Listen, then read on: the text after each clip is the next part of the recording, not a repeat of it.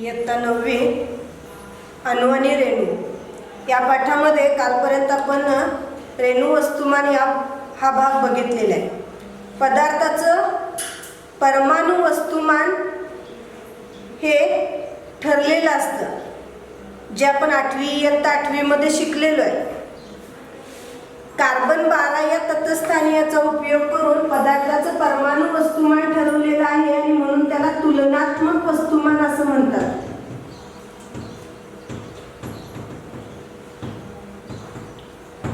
कोणत्याही परमाणूचं वस्तुमान हे कार्बन 12 या तटस्थानीयाचा उपयोग करून त्याचं वस्तुमान ठरविण्यात आलेलं आहे. हे आपण 8वीत शिकलोय. जसं कोणत्याही पदार्थाच्या एका अणूचं वस्तुमान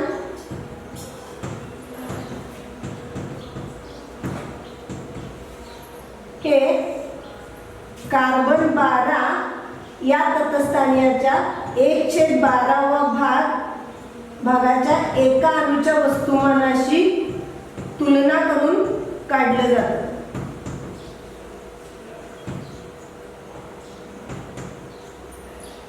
कोणत्याही अणूचं परमाणूचं वस्तुमान हे काढण्यासाठी कार्बन 12 या एका तटस्थानीयाचा उपयोग करून त्याचं वस्तुमान काढलं जातं आणि ही संख्या आपल्याला पाठ करावी लागत नाही किंवा काढावी लागत नाही. ती ऑलरेडी दिलेली असते. गणितामध्ये सुद्धा संख्या दिली जाते.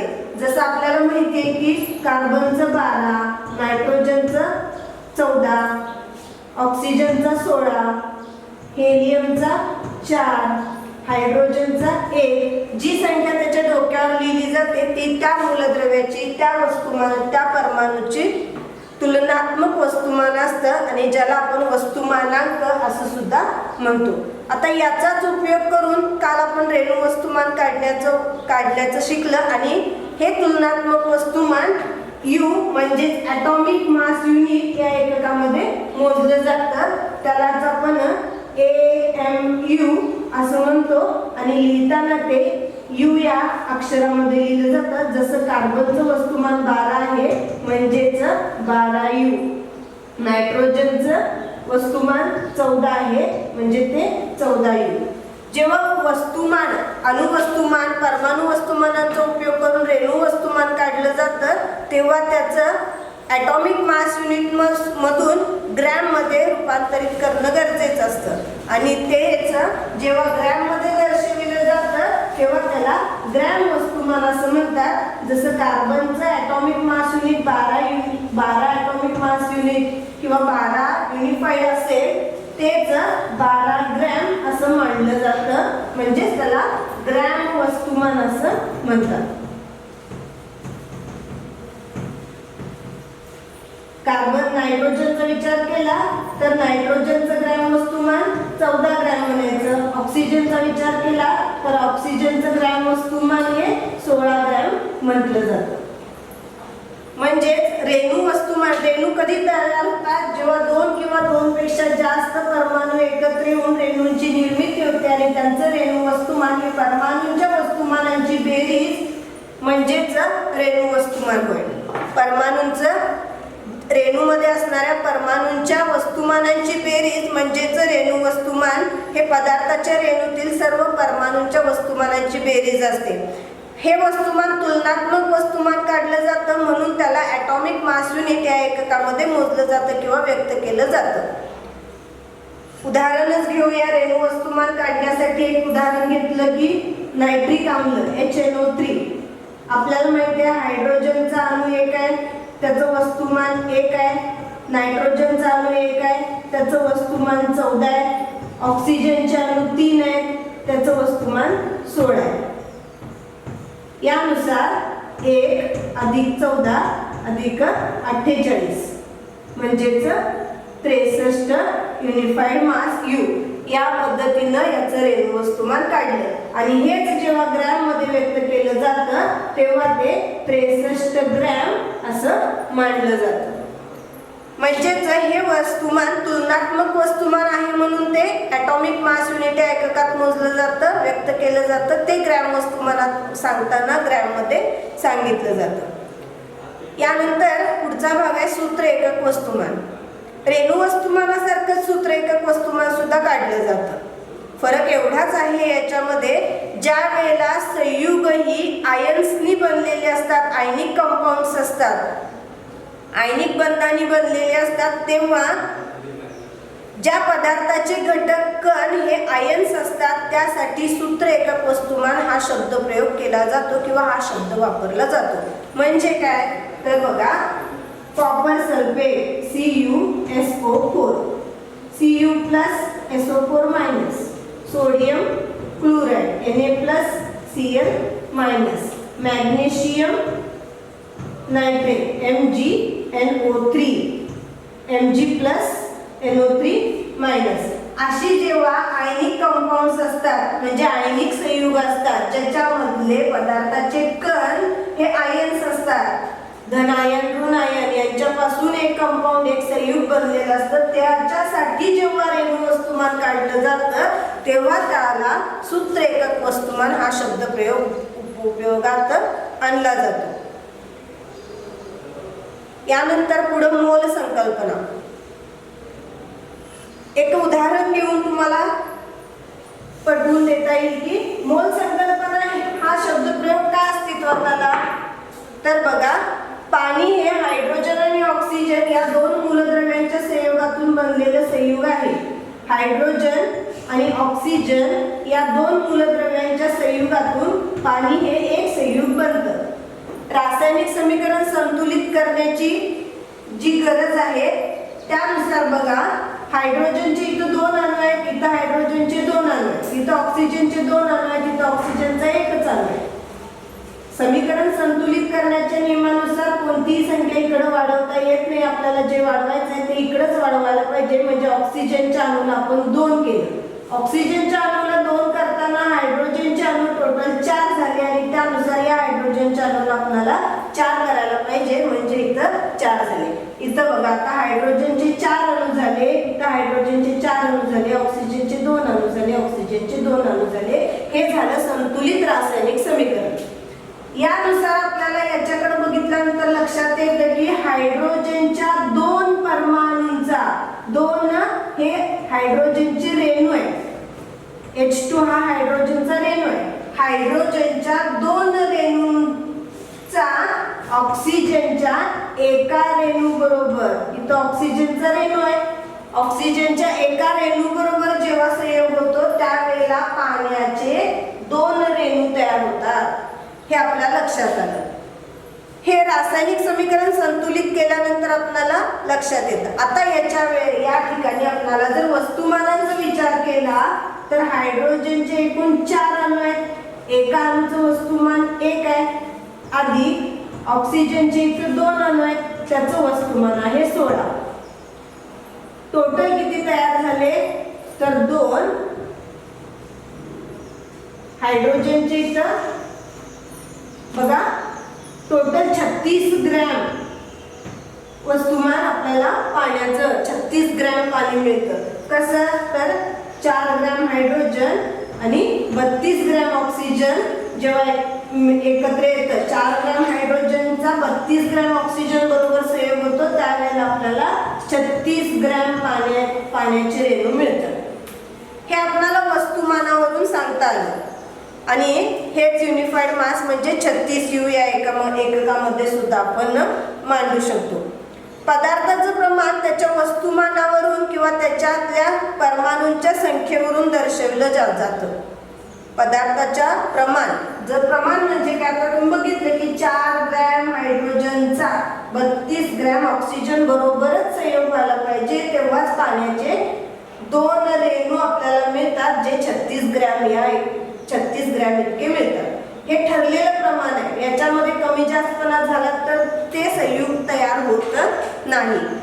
अशा रीतीनं हे जे पदार्थाचं प्रमाण आहे ते त्याच्या वस्तुमानावरून किंवा परमाणूंच्या संख्येवरून दर्शविलं जातं आणि जास्तीत जास्त वेळा संख्येचाच विचार केला जातो आणि म्हणून संख्येचा विचार केला जातो आणि ही संख्या सांगण्यासाठी मोल या संकल्पना अस्तित्वात आली.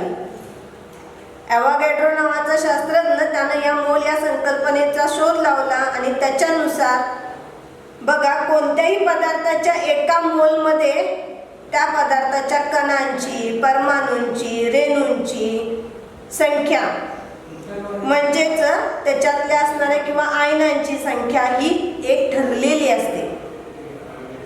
जसं उदाहरण सांगायचं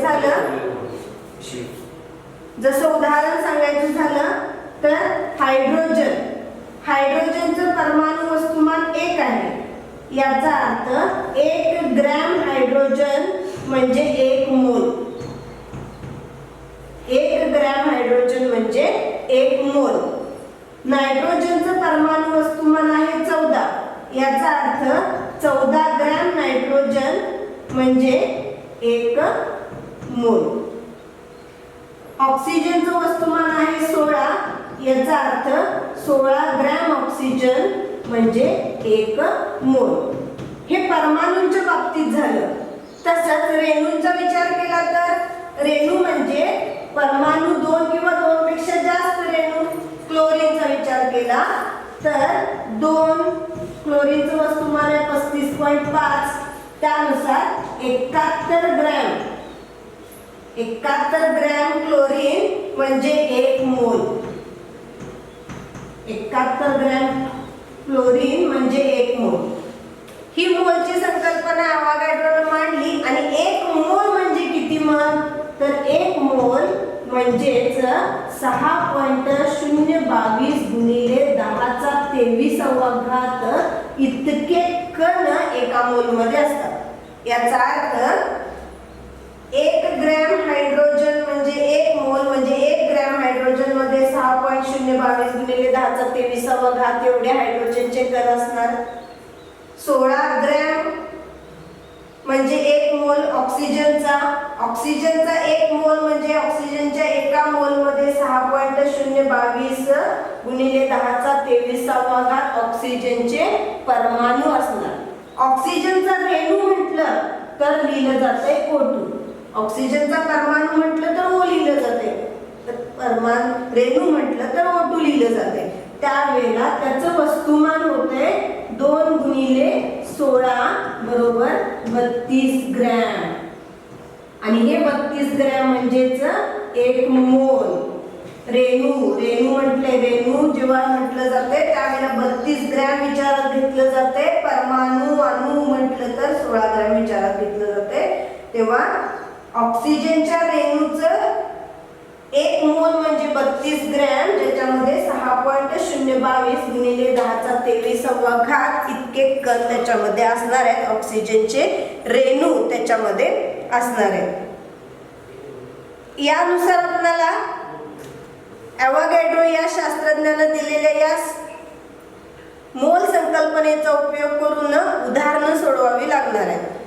पहिलं उदाहरण आहे 52 ग्रॅम हेलियम दिलेलं आहे आणि त्याच्यावरून आपल्याला वस्तुमान दिलेलं आहे आणि त्याच्यामध्ये किती मोल आहेत हे काढायचं आहे.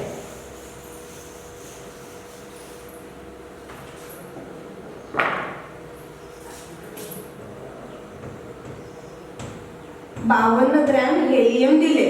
आपल्याला याच्यावरून मोल संख्या काढा म्हटले.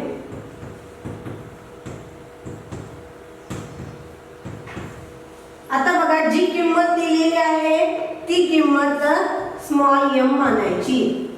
जी दिलेली किंमत असते ती किंमत स्मॉल m मानायची. म्हणजे इथं 52 ग्रॅम झालं स्मॉल m. हेलियमचं परमाणु वस्तुमान 2He4 लिहिण्याची पद्धत आहे. म्हणजे त्याच्या डोक्यावरती लिहिलेलं आहे 4. याचा अर्थ हेलियमचं अणुवस्तुमान 4 आहे म्हणजे 1 मोल ज्याला आपण म्हणतोय ते 4 ग्रॅम असणार आहे. आणि ती जी संख्या दर्शविली जाते त्याला म्हटलं जातंय मोलर वस्तुमान. आणि ते कॅपिटल M या अक्षराने दाखवलं जातं आणि ती किंमत येणार आहे कॅपिटल M ची 4 ग्रॅम येणार आहे. मोल संख्या काढायची आहे ती स्मॉल n या अक्षराने दाखवली जाते जे आपल्याला इथं सांगितलेलं आहे काढायला मोल संख्या. यानुसार एक सूत्र तयार होते small m is equal to small m divided by capital M. यानुसार आपल्याला हे काढायचं आहे small m is equal to 52 divided by 4 is equal to 13 mole. म्हणजे 52 ग्रॅम हेलियम मध्ये किती मोल असणार आहे? 13 मोल असणार आहे. 52 ग्रॅम हेलियम याचा अर्थ त्याच्यामध्ये किती मोल असणार आहे? 13 मोल असणार आहे. दुसरं उदाहरण, संख्या दिलेली आहे 12.044 गुणिले 10⁻23 एवढी संख्या दिलेली आहे आणि या संख्येवरून या संख्येवरून किती मोल आहे हे काढायचंय. आता हे सुद्धा हेलियमची संख्या दिलेली आहे.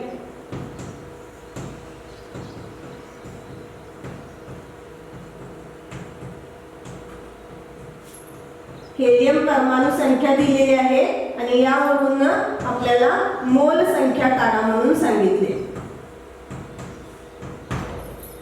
की जी दिलेली संख्या असते ती संख्या कॅपिटल एन या अक्षराने घेतली जाते. म्हणजे 12.044 गुणिले 10⁻23 ही कॅपिटल एन ची किंमत झाली. ॲव्होगॅड्रोने जी संख्या सांगितलेली आहे 6.022 गुणिले 10⁻23 ही संख्या कॅपिटल एन ओ म्हणजे ॲव्होगॅड्रोची संख्या या अक्षराने दर्शविली जाते. आपल्याला सांगितले मोल संख्या काढा, जे स्मॉल एन या अक्षराने दाखवलं जातं मोल संख्या. यानुसार यावरून सूत्र तयार होते small n is equal to capital N divided by N O. त्यानुसार त्याच्यात किमती घातल्या तर 12.044 गुणिले 10⁻23 भागिले 6.022 गुणिले 10⁻23 बरोबर 2 मोल. याचा अर्थ 12.044 गुणिले 10⁻23 हेलियमचे परमाणूंची संख्या असेल तर ते किती मोल असणार आहे? 2 मोल असणार आहे. हे आपल्याला याच्यावरून लक्षात आलं. आता आपण बघितलं वस्तुमान दिला असेल तर मोल संख्या काढली. मोल संख्या परमाणूंची संख्या दिली असेल तरी मोल संख्या काढली. आता यानंतर आपल्याला मोल संख्या दिलेली असेल तर त्याच्यावरून आपल्याला वस्तुमान काढायचं आहे.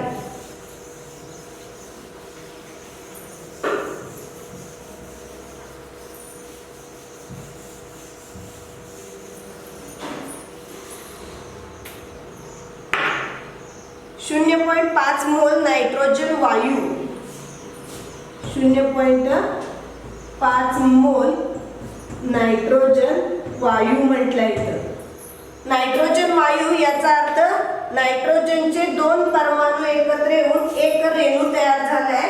म्हणजेच त्याचं मोलर वस्तुमान जे कॅपिटल एम आपण घेणार आहे ते घेत असताना 2 गुणिले 14 बरोबर 28 ग्रॅम घ्यायला पाहिजे. म्हणजे हे असणार आहे 28 ग्रॅम म्हणजे 1 मोल असणार. आपल्याला मोल दिलेला आहे त्याच्यावरून ग्रॅम वस्तुमान काढायचंय. आता किती सांगितले तर 0.5 मोल दिले. जे दिलेलं आहे स्मॉल एन दिलाय 0.5 मोल. आपल्याला माहिती आहे किंमत कॅपिटल एम ची 28 ग्रॅम काढायची आहे. किंमत स्मॉल एम ची किंमत काढायची. आपण मगाशी सूत्र बघितलं small n is equal to small m divided by capital M. याच्यामध्ये किमती घाला. स्मॉल एम दिलाय 0.5 कॅपिटल स्मॉल एम काढायचा आहे डिवायडेड बाय कॅपिटल एम ची किंमत आहे 28. स्मॉल एम बरोबर हे भागिले केल्यानंतर गुणिले होणार म्हणजे 0.5 गुणिले 28 बरोबर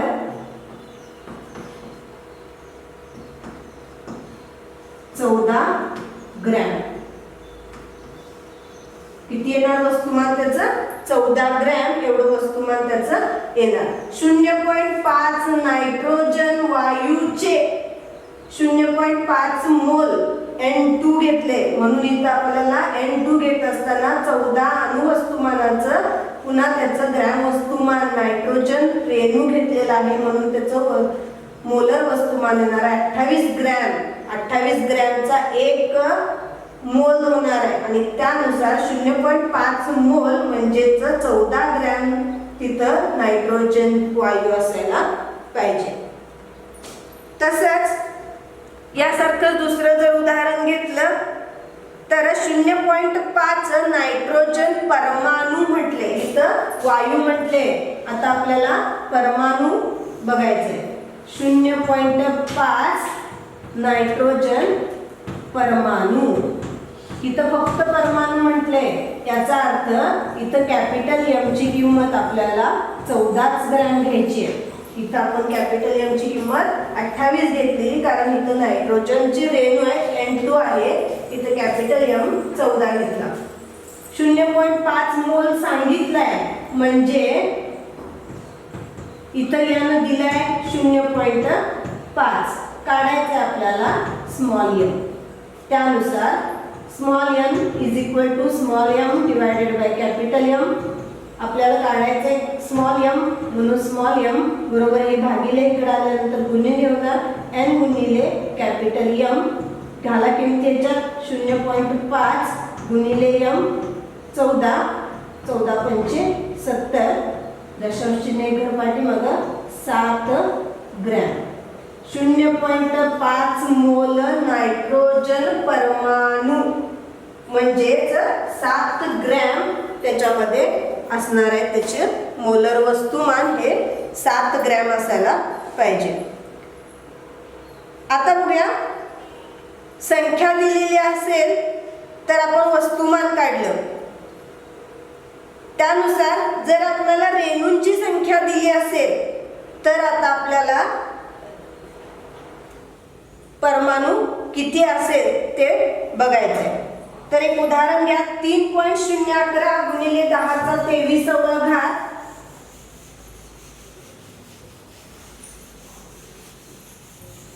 एवढी परमाणूंची संख्या दिलेली आहे. 3.011 गुणिले 10⁻23 एवढी परमाणूंची संख्या दिलेली आहे. आणि या दिलेल्या परमाणूंच्या संख्येवरून आपल्याला त्याच्यावरून संख्येनुसार वस्तुमान काढायचं आहे. परमाणूचं वस्तुमान काढायचं आहे. ही 3.011 संख्या जी दिलेली आहे ती नायट्रोजन परमाणूची संख्या दिलेली आहे. नायट्रोजन परमाणू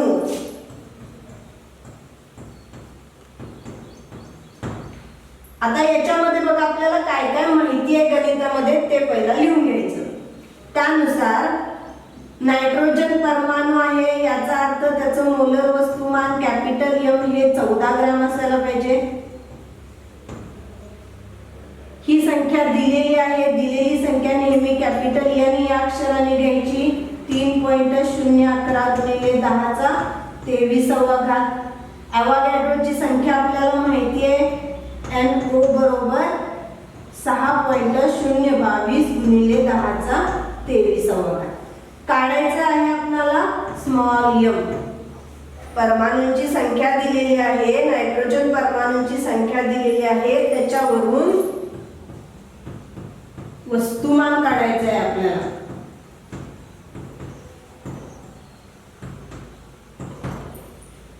यानुसार बघा, capital M divided by NO is equal to small m divided by capital M. काढायचे आपल्याला एम, हे भागिले इकडे आल्यानंतर गुणिले होणार म्हणजे small m is equal to capital N divided by NO into small into capital M. याच्यात किमती घाला. Small m is equal to capital N दिलाय 3.011 गुणिले 10⁻23 भागिले 6.022 गुणिले 10⁻23 गुणिले एम ची किंमत आहे 14.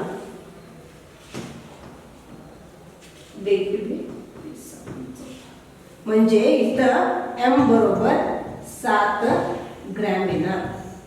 यानुसार एवढे जर नायट्रोजन परमाणू असतील, एवढी संख्येने जर नायट्रोजन परमाणू असतील तर याचा अर्थ त्याचं वस्तुमान ते किती वस्तुमानात असायला पाहिजे? 7 ग्रॅम इतकं त्याचं वस्तुमान असायला पाहिजे. अशाच पद्धतीचं दुसरं उदाहरण घेतलं. 6.022 गुणिले 10⁻23 एवढी परमाणूंची संख्या दिलेली आहे. नायट्रोजन रेणूंची संख्या दिलेली आहे. नायट्रोजन रेणू सांगितलेला आहे.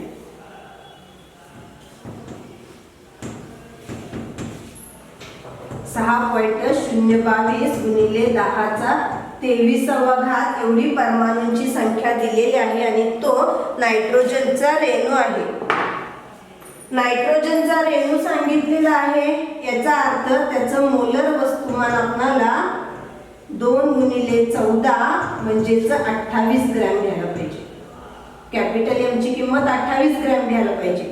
ही किंमत दिलेली आहे. परमाणूंची संख्या एवढी दिलेली आहे. दिलेली संख्या आहे ही n बरोबर 6.022 गुणिले 10⁻23 आणि आपल्याला माहिती असणारी ॲव्होगॅड्रोची संख्या NO बरोबर 6.022 गुणिले 10⁻23. सूत्र आपण बघाशी बघितलं त्या पद्धतीनं capital N divided by NO is equal to capital M small m divided by capital M. त्यानुसार आपल्याला स्मॉल m काढायचा आहे. Small m is equal to n divided by NO into capital M. याच्यामध्ये जर किमती घातल्या तर बघा स्मॉल m बरोबर कॅपिटल N 6.022 गुणिले 10⁻23 भागिले 6.022 गुणिले 10⁻23 ॲव्होगॅड्रोची संख्या गुणिले m 28. त्यानुसार m बरोबर 28 ग्रॅम.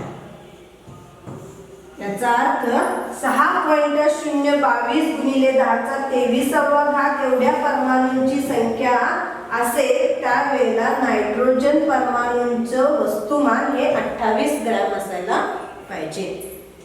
धन्यवाद.